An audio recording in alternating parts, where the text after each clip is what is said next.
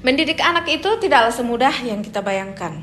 Seringkali anak pertama cemburu kepada anak yang kedua, dan anak yang kedua cemburu kepada anak yang pertama, dan seterusnya. Kira-kira seperti itulah. Kita sebagai orang tua sebenarnya tidak ada di dalam hati kita untuk membeda-bedakan mereka. Tetapi ketahuilah bahwa itu dari cara kita memperlakukan mereka. Katakanlah seperti ini, kita melahirkan anak pertama, kemudian dia besar-besar sedikit, lahirlah adiknya. Kita membebani ke dia bahwa adiknya kalau nangis, tolong lihat dia ya. Kalau lapar, kasih dia susu ya. Nah seperti itu.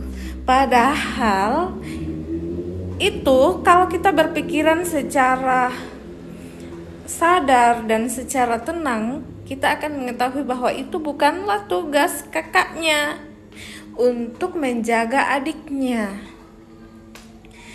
Kalau kita juga pulang ke rumah, misalnya pulang ke rumah ya, pulang dari bekerja, misalnya ayahnya, langsung anak pertama kan sudah bisa jalan tuh, bisa lari. Nah dia berlari menemui kita di pintu. Tapi apa yang kita lakukan? Mana adikmu? Karena kita mikirnya gini, anak pertama kan sudah besar, sudah gede, nggak usah diperhatikan lagi. Adiknya sekarang yang harus digendong-gendong, harus ditimang-timang. Padahal jauh di dalam hati kita juga mencintai anak pertama ini. Sayangnya kita kurang bisa mengungkapkan rasa hati kita.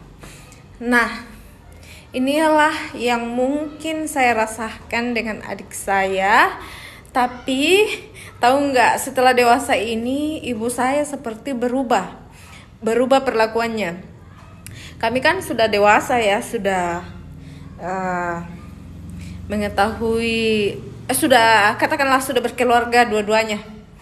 Karena aku sudah umur 31 tahun dan adik gue sudah punya 2 anak. Jadi kalau kami pulang ke kampung dan mau dikasihkan beras, kebetulan kan saya di beda kota doang, sedangkan adik saya beda provinsi. Saat itu ibu saya membagi beras yang akan dibawa. Karena adik saya jauh dan untuk ke sana harus menempuh perjalanan darat selama 1 hari 1 malam ya, nggak tahu deh, lupa. Sementara saya 1 malam doang sudah sampai. Terus ibu saya bilang gini, nak, adikmu ini biarlah dia bawa beras yang banyak itu karena lagi musim hujan, jadi nanti kau dikirimkan saja sebagian, sedikit mau dulu, itu mau 20 kilo, adikmu yang banyak itu jangan kau lihat, bilang dibedahkan. Nah itu contoh didikan yang bagus supaya tidak ada kecemburuan di diriku ini ke adik gue.